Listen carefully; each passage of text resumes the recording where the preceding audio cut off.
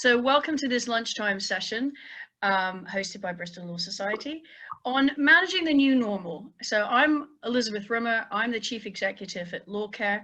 We are a charity that support and promote good mental health and well-being throughout the legal community in the UK and Ireland. And I think our question really today that we're going to be exploring is, will COVID mean the end of the traditional office-based working practices that we've had in law? And what are those questions that prompts for us, and those related issues is what we want to explore. I think we've all been learning a lot during the pandemic about new ways of working. Firms and organizations are thinking about how they can support their staff to adjust to these new ways of working in what are very uncertain times, and also about how they maintain this mental health and well-being of their staff. So this is really what we're going to be looking at. Just a reminder, I know it's already been mentioned that there's going to be plenty of time at the end. We're going to have a discussion for about 40-45 minutes, and then we'll have questions coming up at the end, and you can pop those into the Q&A box at the bottom of your screen. So to start off with, I'd like to introduce you to our great panel that we've got lined up for you today. So starting with Sarah Cook. Sarah, if you just want to sort of smile, I think. So Sarah is the Director of HR at VWV, and she's had some very practical first-hand experience of supporting staff to adjust to the new ways of working during COVID. And she works very closely with the senior partner and the senior management team in her firm. We've then also joined by Ben Morris. Ben, who's the head of employee relations at DAC Beachcrofts. He's got a very deep personal interest in mental health as well. He's a trained mental health first aider, and he's also a mindfulness practitioner. And he's passionate about helping people to realize their potential. Really pleased that we're also joined by Luke Menzies. Luke, so people can probably work out who you are by a process of elimination. Luke is an employment lawyer and a professional coach, and he works with businesses and professionals to help them take charge of their life and not let life just happen to them, which I think is something we can all identify with, particularly at the moment. And then really delighted that we've got Fiona Elder from Albion Chambers. Fiona is a criminal barrister, and she's going to bring us that perspective from what life is like at the bar, which is a very different working environment for those of us who may be working in firms or in-house, and those impacts of COVID at the bar. So to kick off with, we've got a number of poll questions. So I'd just like the first poll question, please, just to get a sense about people's current working practices. So if you could just take a couple of seconds just to fill those in. Is your firm or chambers currently working from home full-time, or back in the office, or a hybrid of the two? I think we've all, I think the general sense is that just as September was rolling around and kids were going back to school, organizations were beginning to bring people back into the office, and then literally a week or two ago the advice from government has changed again, and everybody should be back from working from home. So actually what's interesting here is I think we're seeing what I think our general experience is. There's this sort of blended pattern at the moment of people doing a couple of days in the office and the rest from home. And I guess a challenge we all face and we'll be exploring is the uncertainty as to how much longer that's actually going to continue, and whether people will be able to continue going into the office if we move into greater restrictions. So thanks for that. I'm just going to close that down so I can see everybody. So just to kick us off with, I think it'd be really good if we could just sort of explore what some of the issues are that we've been seeing in workplaces during COVID. And this is a question for the whole panel. Is what issues are you seeing as the impact of COVID on people in your workplaces, and what are you most concerned about? And I thought, Ben, if we could start with you, what have you been seeing at DAC Beachcrofts?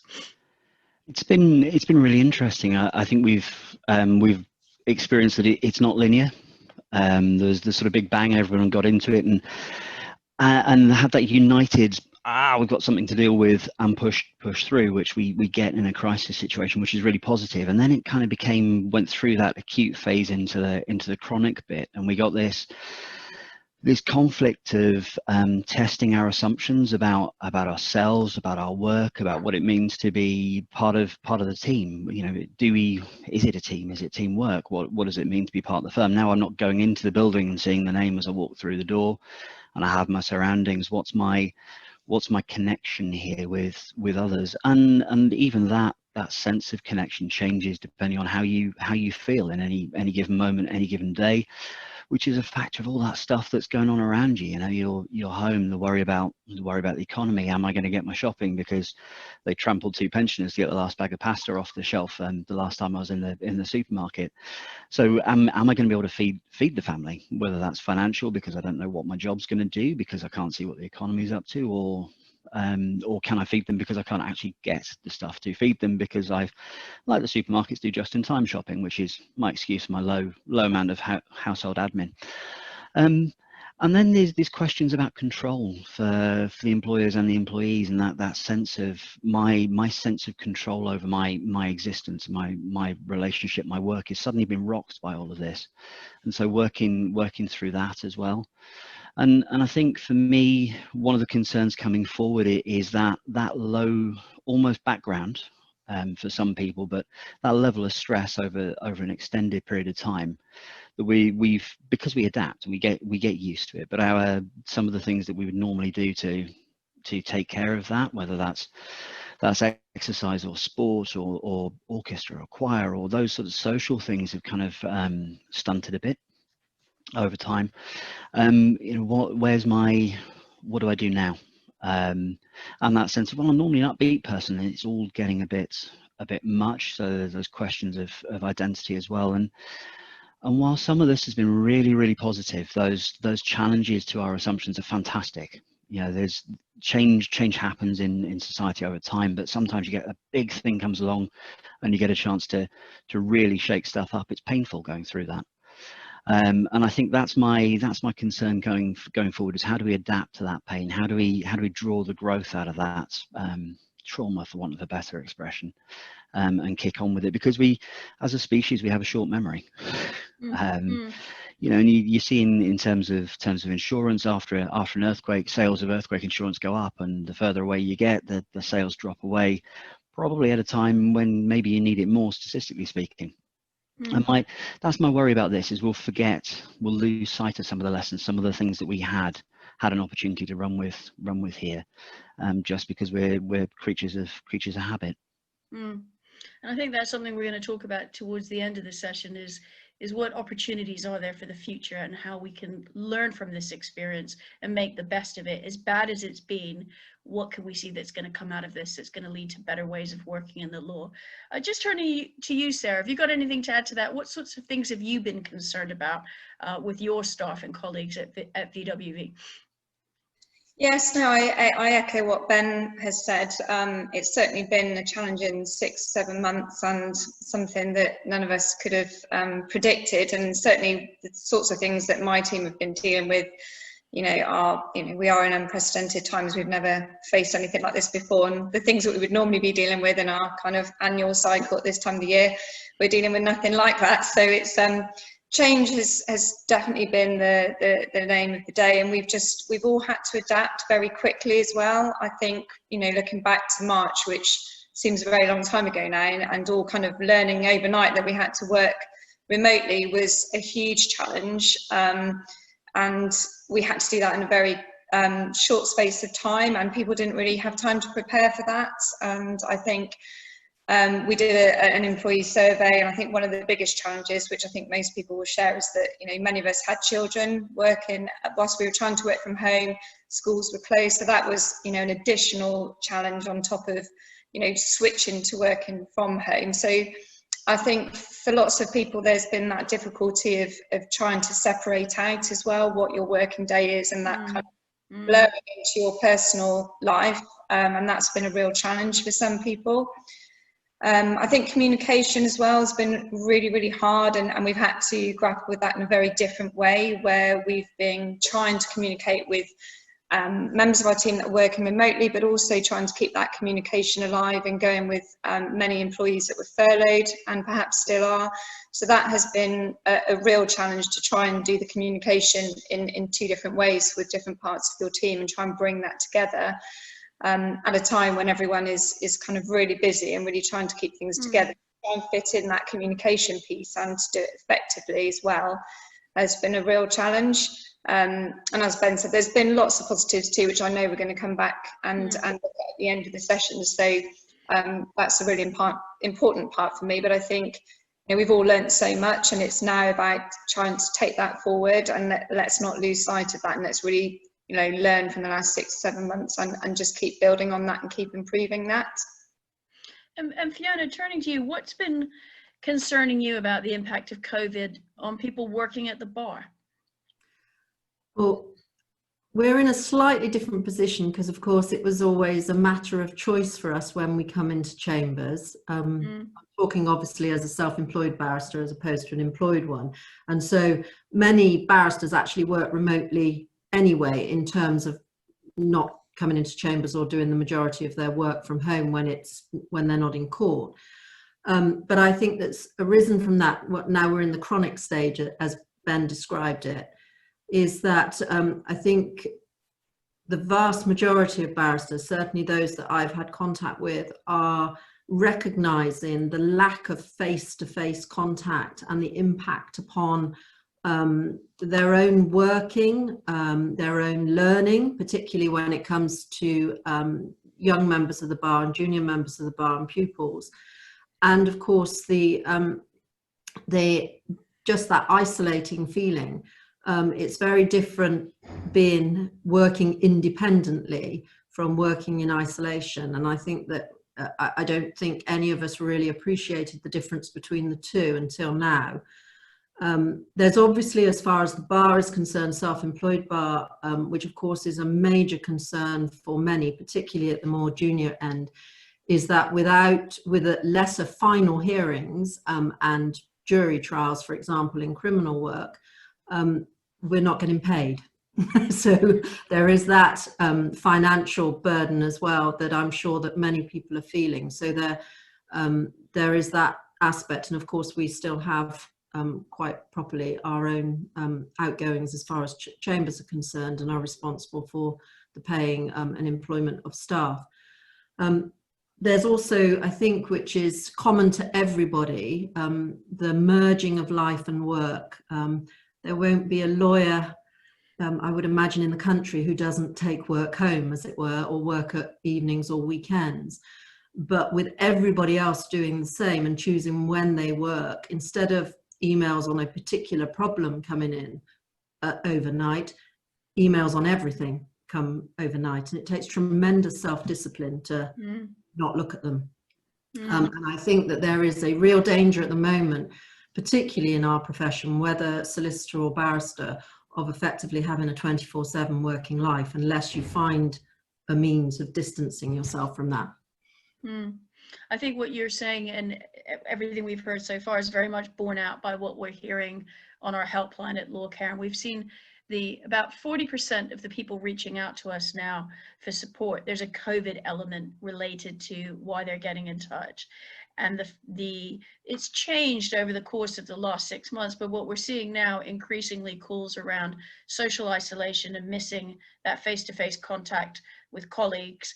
Also worries about job security, and if you're on furlough or potentially facing redundancy, or if you're at the bar, is my income going to drop? And then for people with existing mental health conditions, feeling that those are getting worse and they're deteriorating because of, the long haul nature of this. I mean, Luke, is there anything that you can add to what we've already heard in terms of concerns, or perhaps through your experiences of people you may have been coaching during these times, of issues that they've raised about managing their businesses or people? So much, actually, yeah. I mean, it's an incredibly disruptive time, and I know that you're going to ask me about lawyers' thinking styles and so on, and how this does not fit. So if you're happy for me to address that as now. I think it would be helpful before we go too further down the line into some of the practical issues around this, is actually taking a step back and thinking what we're talking about here are people working in the legal sector, and lawyers have, particularly lawyers, but also everybody in the legal sector, have ways of thinking about things and approaching them that may make it harder to cope with the uncertainty and the rapid change that we've gone through. So I thought it'd be helpful to hear from Luke a bit about what those thinking styles and traits are. Thank you. And I wear several hats here, I suppose. I wear a business owner and employer hat. And as someone that's worked in many law firms, big and small, city, national, regional, and now my own for the last 11 years, and as an employment lawyer advising HR people and potential claimants as well, and as a coach, and having become fascinated by the psychology of what goes on. So I think, and I'm going to say some general things about lawyers here, which hopefully none of the lawyers will take offence of, but we do tend to be trained up in rather rigid and inflexible ways of operating. The lawyer mindset tends to be very rules-bound, of course, but the rules-bound approach that we take with interpreting the law for our clients does spill out into how we approach work. And I think it's no coincidence that the working environment is pretty rigid and rule-bound and traditional, and there are lots of rules which are unwritten, unspoken often, but which we know, and rules around presenteeism and all that sort of thing. And so lawyers, I think, finding the current situation of uncertainty and the unknown really, really stressful. Different lawyers will have different approaches to how much they deal with uncertainty and how able they are to cope with not knowing. But generally, there's a phrase and a concept in psychology of not knowing that it's seen as a strength to be able to deal with not knowing, and often a weakness or a cause of stress to not be able to deal with not knowing. And that's what we're tackling here. There's a great deal of uncertainty and discomfort with just not knowing what's going to happen next week, not knowing how you're meant to be behaving. Lawyers aren't terribly often able to be very creative at work. Occasionally they can, particularly with marketing and possibly some aspects of litigation, but generally the creative approach is not going to fit into a lawyer's life, nor to the traditional law firm. So I think what we're getting a lot of here at the moment is what we would call cognitive dissonance, and some of you may know this. The idea is essentially you've got two contradictory approaches or thoughts or ways of behaving that are clashing inside your mind, just like a very dissonant chord. If you just do a splodgy chord on the piano, all the notes together, it doesn't sound nice at all. And this is what we're experiencing. I think the cognitive dissonance of the client is sort of there on the screen, or the colleague is there on the screen, but not in real life. We've evolved being used to the phone, and we understand how the phone works now. The person isn't in your room with you, but with the screen, our brains are trying to make sense of the fact that they're sort of there and sort of not. And then we're at home, but we're sort of at work. And what's that meant to be? So at an unconscious level, I think we're fighting with all that sort of thing.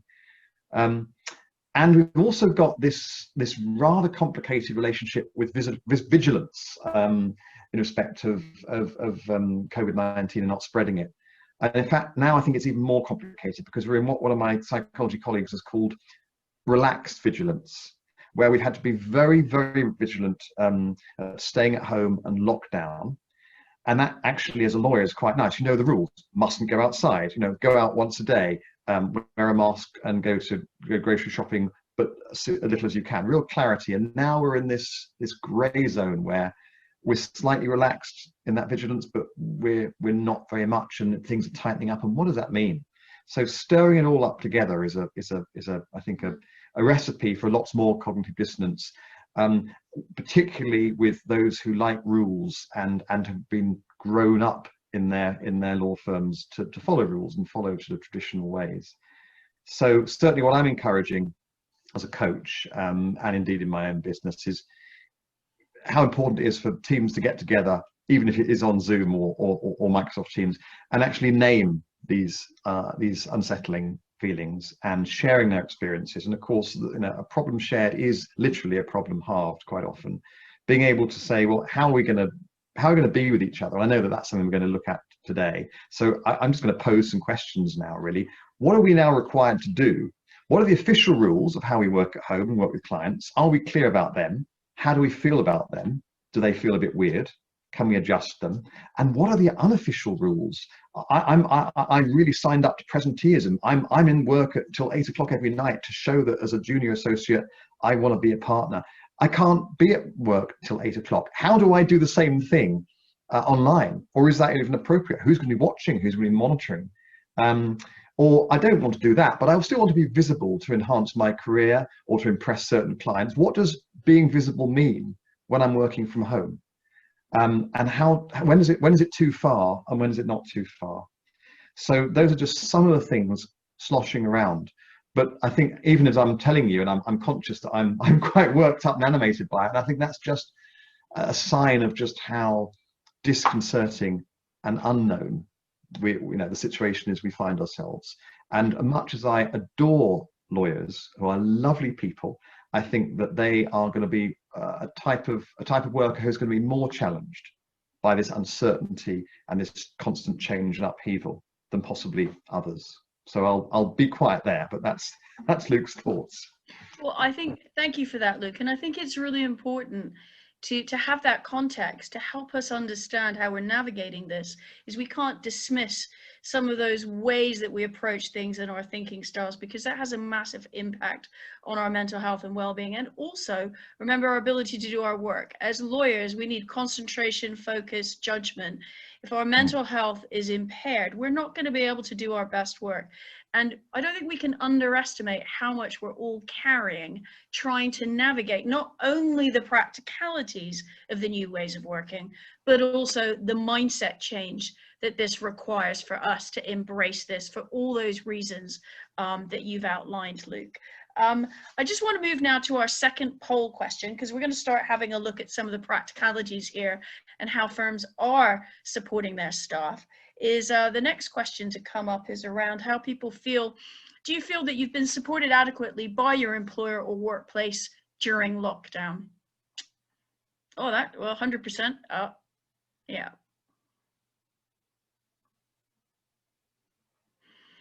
So it's good to see here that actually so far only one person has felt that they haven't been supported, but on the whole, I think we're seeing that over 90% of people, 96% of people feel they have been supported or somewhat supported. And I think that's certainly been, borne out by our experience in LawCare, as a lot of thinking and thought has gone into how to support people during these times. So we're going to move on now to the next part of our discussion, is really start talking about some of the practicalities, and those issues have already been fleshed out for us. Is how can you manage remote teams and maintain that positive culture? Because I think, although at the beginning of back in March and April, I remember with some fondness probably all the Zoom quizzes and the coffees and the bingos with family and friends, but also I know this was quite common in the workplace. At 5:30 on a Friday, you'd log in for that weekly quiz or catch up with colleagues. And I think we've all now reached a point where we've sort of had enough of that, because we're spending all day on screens, and sort of the last thing you feel like doing at 5:30 perhaps is logging on for a quiz with colleagues. And that was there to replace, I guess, the sort of the informal social structures that we have at work. So how, in these newer ways of working, and we're in for a long haul here, how do we maintain that sense of cohesion and team? So I want to start with you, Ben, is just asking about, in your firm, what impact do you think remote working has had on the culture at DAC Beachcrofts? And how your teams work together?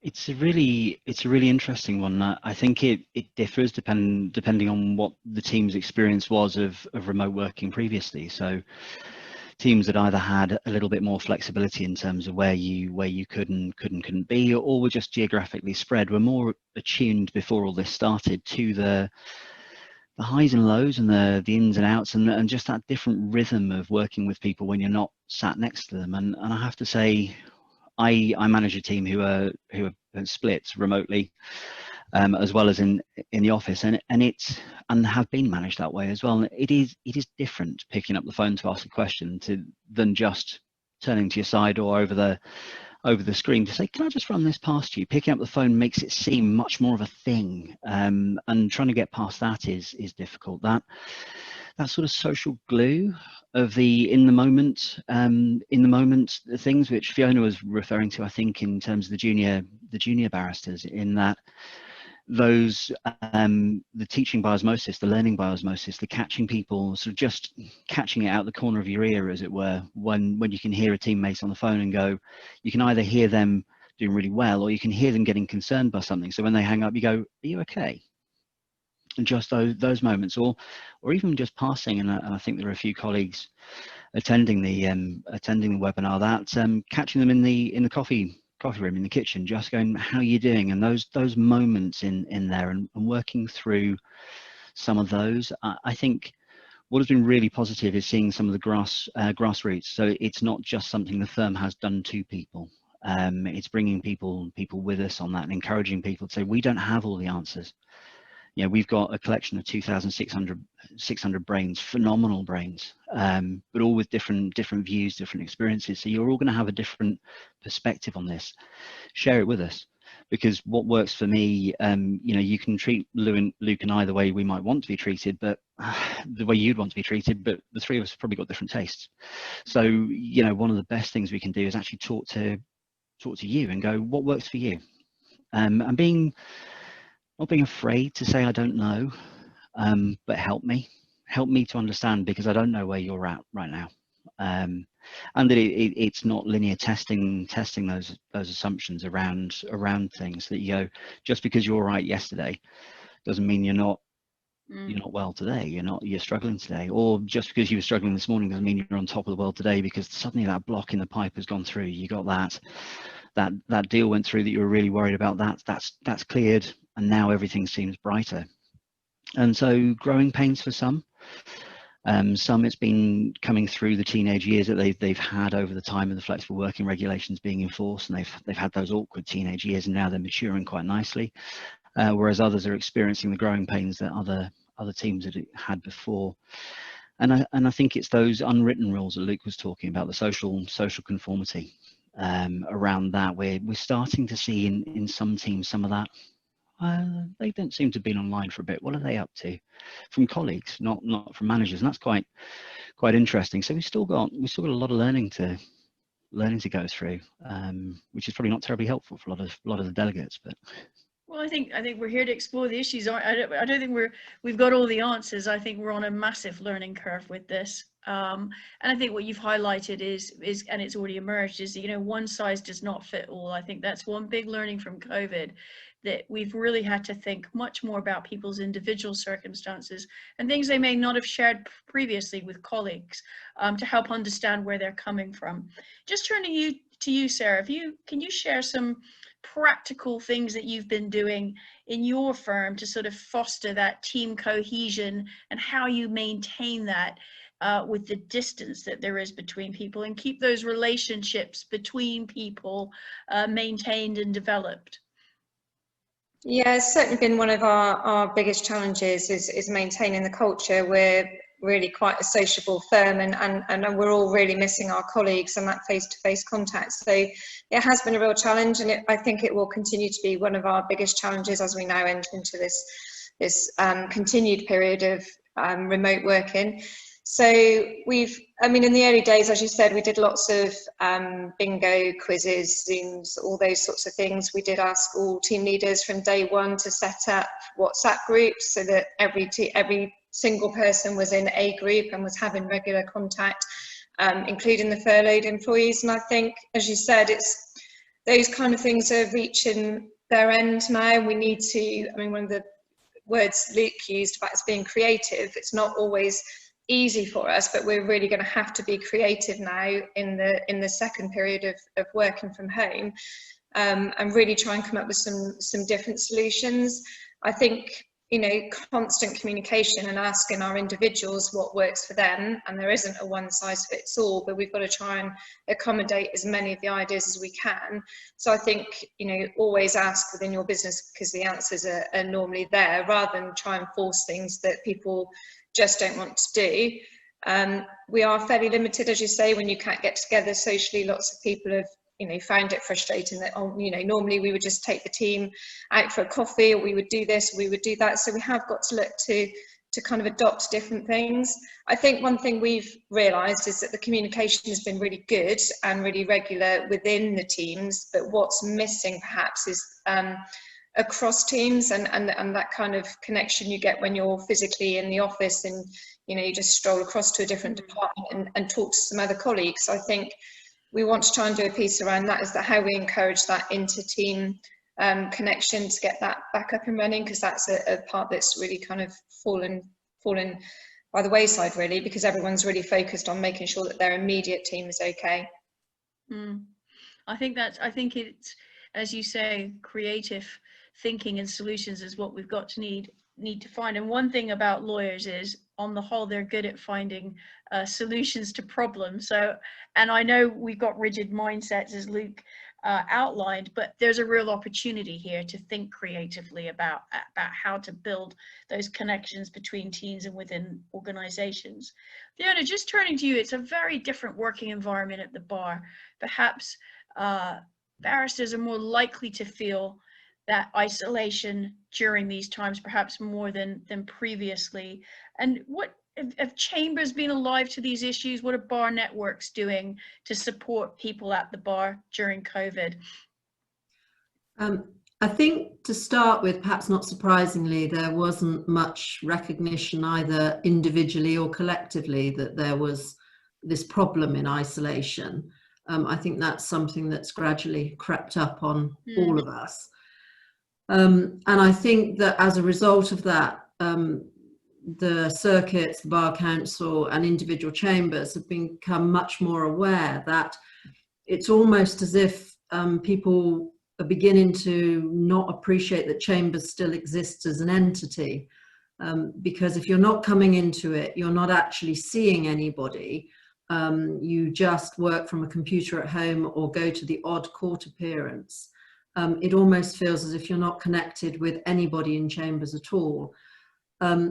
And I think one of the ways that certainly needs to be thought about is making sure that all of the things that used to happen in chambers still continue, even if it's on a different basis. So, for example, we've had, for different reasons, moving to a different area of country and retiring, colleagues leaving chambers. Well, it would be unthinkable in normal experience for us not all to go to the pub or do something. Well, that maybe can't happen as that, but you should still recognize that they're leaving and have something happen, even if it's an online occasion.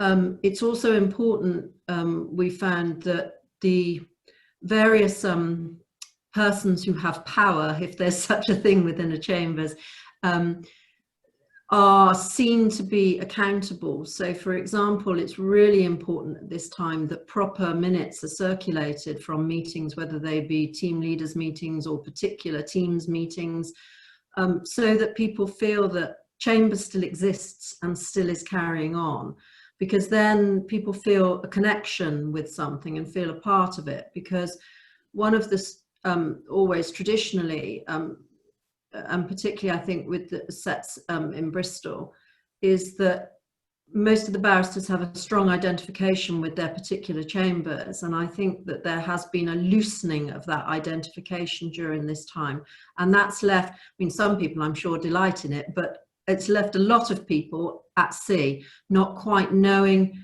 who they are, who they work with, and so I think it's recognizing that it's not an easy thing to, I say solve, perhaps that's not the right word, but because everybody is so different and have different needs, and using the phrase again, one size doesn't fit all. But I think it's, for us, it's making sure that people know that there is still a support network. There are still people to speak to. There are things going on. Chambers is still functioning as an entity, because knowing that, I think it gives people an identity and some certainty in a time of great uncertainty. I think that's really interesting, isn't it? I mean, you probably have a whole webinar on that. Is that sort of sense of professional identity and where that comes from? And if you're working at the bar where you work independently, but those sort of connections to chambers are becoming longer and weaker, then where's that going to go? And how does that help people feel that they're part of a profession and they sort of belong to a tribe, so to speak? You know, that they feel they're surrounded by colleagues. I think that's a, you know, I think that's a very different environment for most solicitors are working either in-house in teams, or they're working within firms where there's a very strong and recognized culture. And there's been a lot put in place to try and maintain that during COVID times. But with chambers, and actually some of the really simple things you've highlighted is just that the importance of communication and people knowing what's going on, even if they're not there, what's happening at those meetings, what are the senior people talking about? And I think leadership obviously is a huge issue during these times. So thank you for that. I think there's I think there'll be a whole debate, not a whole debate, a whole webinar on just what the future looks like as a result of what you've just said. Just turning to you, Luke, for the last bit of this section, is you've been running a business that works remotely for the last 12 years. LawCare is the same. We've been working remotely since 1997. So what have you got some practical tips from your experiences of managing a team remotely that you could share with everybody? Yeah, and in fact, I've been doing it for 11 years. When we started, we were very unusual in all sorts of ways, and it was, I guess there was the ability to start with a blank canvas, and that, I think, when we're talking about mindset change, was the best bit. And I recognise that's not something that many existing firms will be able to achieve. So we were a specialist firm, just employment law. We were virtual, as they called it in those days, and we were working from home, and we were paperless. Now, that caused a few eyebrows back in 2009. So I suppose the blank canvas approach meant that we were able to just set things up completely differently. And in fact, it was driven by the fact that I was working from home, and my first colleague was another solicitor who also wanted to work from home and lived an hour and a half away from me in Bristol, and so it didn't make sense to do anything else. So it was by expediency and the fact that we were excited to be able to just have a new approach. So I think that helps. Therefore, remote relationships, speaking on the phone a lot and on video call, was seen as the norm and as absolutely okay from the outset. And just that mindset change, rather than this is difficult or this is odd or this is new, was helpful. We had to build a lot of extra thought into it, and you'll have heard this, and I'm sure you'll probably be referring to it again in the call, and anyone who's thought about the process will have read about this. It's extra good communication, it's extra checking in, it's how are you doing, it's that easy chat before you get into anything difficult. How are you doing? How are the kids? Is your dog in the room today?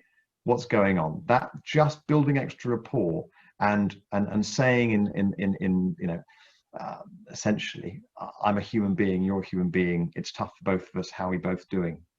There's so much that you can do when you know that you can see their decor, they can see yours, there could be kids, pets, other noises and so on. It actually gives a lot of easy scope for that initial sort of chewing the cud and easy discussion, which all the evidence shows really helps build relationships and make people easy. I once read that if you ever go to do business in Brazil, it's rude to start talking business before you've done 45 minutes of shooting the breeze about family, hobbies, sport, whatever. It's actually seen as rude, and many Americans who go and do business in Brazil actually go on courses to practice how to do 45 minutes of chit chat. So I think that's really important. Extra thoughts about connecting in with people in different ways, and it doesn't just have to be video call. It can be phone calls, it can be messages, it can be emails, And I appreciate what you say, that it can be a bit difficult to want to go into another Zoom call to do something that's been arranged socially at the end of the day.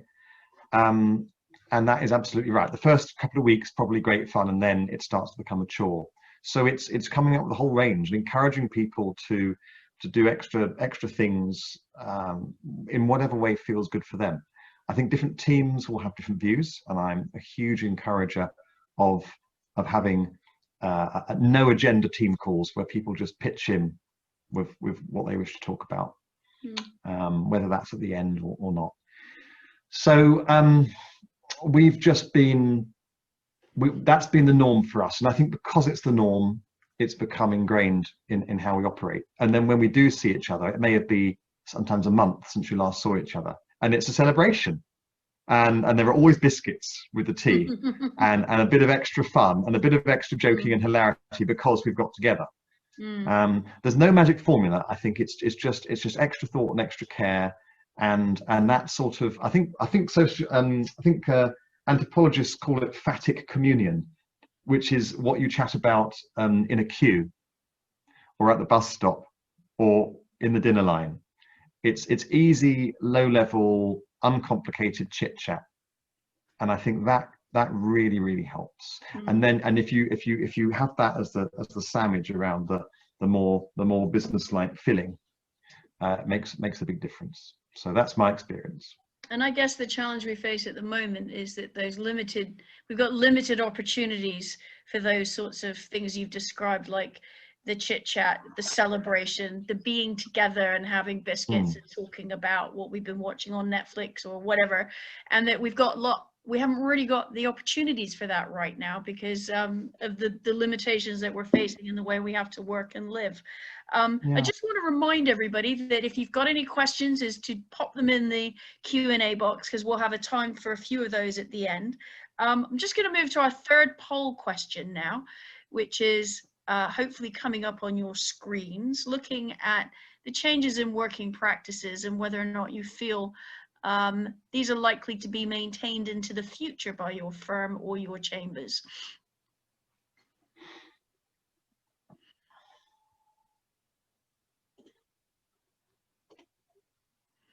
Just a couple more seconds.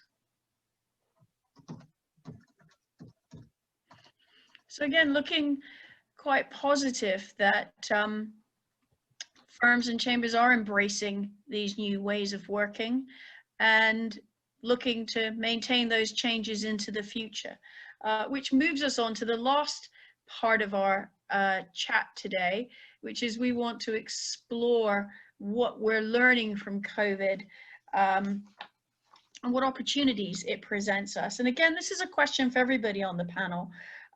You know, I think what we're seeing in COVID is it's such a great opportunity to reflect on the way we practice law and we run our organizations, and to also think about our capacity for change, thinking back to what Luke was saying at the beginning, our rigid mindsets. Is what opportunities do you see ahead for the legal community and the way we work, and what benefits do you think some of these things could bring? And Fiona, I'd like to start with you. Sorry, it sounded very dry. I wasn't quite ready because well, just sort of thinking. I think obviously, I mean, we've talked quite a bit about remote working and the fact that that's inevitable at the moment, but I think that certainly for those of us who attend court on a regular basis and who are practicing largely on the Western Circuit, but obviously in other areas of the country as well. What we have found an improvement is from not actually always having to attend court. I mean, obviously we were prevented to start with, but I mean, there are many types of court hearings, and I'm sure this would apply to solicitors as well, which can equally be done over whichever format you're using, Zoom, Microsoft Teams, CVP. Particularly if it's a hearing where no lay client is involved and it's merely for directions or something of that nature. the advantage is you can get the people who are actually involved in the case at the hearing, which obviously isn't always possible because they may be tied up elsewhere. Lack of travel time, so more productivity. Also, of course, that's better for the environment if we're not all scooting around the motorways all the time. And also, a lot of these hearings, I don't know what other people's experience is, but to me, they seem more concise. As long as the technology is working, they seem to be quicker. I found that people tend not to sort of, you know, there isn't as much posturing, if I put it that way, because everybody's just sitting there in their office or at home, able to just speak directly to all the parties there. It also seems to encourage people actually getting in touch before the hearing and actually sort of discussing what are the real issues between people, so that they can give almost a uniform approach to the judge or to the tribunal, saying, look, we've all spoken about this and this is where this is going, and these are what we're suggesting is put in place as far as directions are concerned. And for me, that seems a much more efficient way of working. I really hope we hold on to that. Not surprisingly, Her Majesty's Court Service doesn't seem to have any uniform approach and every court and tribunal and jurisdiction seems to work in a different way, which makes everybody's lives much more difficult. But a cohesive approach to working remotely where it is appropriate and justice isn't going to be diminished, I think that's something that we all have to fight hard to hold on to, because it can make such a difference to our working lives and our home lives. You don't have to travel for 2 hours in the morning and 2 hours in the evening. That's an extra 2 hours that you might have at home doing something much more pleasurable. I think that's what we've really got to learn, hasn't it? Is how to embrace the practical benefits this brings to make things more efficient, but not lose sight of those moments when we also need that face-to-face contact with people. Ben, have you got anything your thoughts on this of where the opportunities and things might be better that are going to come out of COVID? Yeah, I think taking it as a gauntlet that's been thrown down for us, or less aggressively than that, taking the excuse that we have an excuse now to try something different, where before we might have been scared because it's risky, because it's and it's unfamiliar, so it's risky, so that can't work, we don't like it. I think that take the excuse to say, I'm going to learn something new, I'm going to practice a new skill. In the midst of a crisis is not the best of times to be learning something new, but now I have a reason to think this might be something I could use again. And using that, and to Fiona's point, is what can we keep from that? How can we make the best of this opportunity, and for all of us, and trying to learn the lessons from previous experiences of things where you have a moment where something happens and we go, oh, if we'd just known, we could have done something differently. And now perhaps we've seen behind the mask a bit for people. We've peeked behind the curtain because we've had no option but to see into their home, and just to take that and go, everyone might have something going on. So can we just catch ourselves for a moment, in the moment, and go, maybe they have. So I'll bite my tongue on this and see how the relationship goes from here, and grow together from it. But I'd really like to see. It's going to take a lot of work. But nobody on this call and nobody in the profession is scared of hard work. So there's nothing to be scared of in that respect. It's just something new, and we don't like admitting that we don't know it all. But we have, as I say, we have an excuse. So let's take it, let's use it. And see what those positive benefits could be, because they are already beginning to emerge in some cases.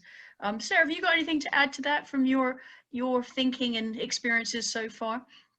Yeah, I'm really feeling very positive and excited about the future as we look to our new normal. I think in terms of just looking at working remotely and flexibly from home, that's something probably most HR practitioners on this call will have some experience of trying to achieve in their firms over the years, and it does appear that we've perhaps been a bit behind in that respect. So I think it's really important that we take the positives to come from this and and really take that into the future and not to go backwards when we're through the pandemic, because I think there are lots of positives to take from working from home. It's not for everybody, and I think we've all, and one of the poll questions indicated that, you know, we will very much be operating on hybrid teams, I suspect, in the future, but it's allowed us to fast forward several years kind of in 6 months and achieve something that, you know, otherwise would have been really quite hard to achieve for lots of different reasons. So let's not lose sight of that. Let's really take the positives from it. It's,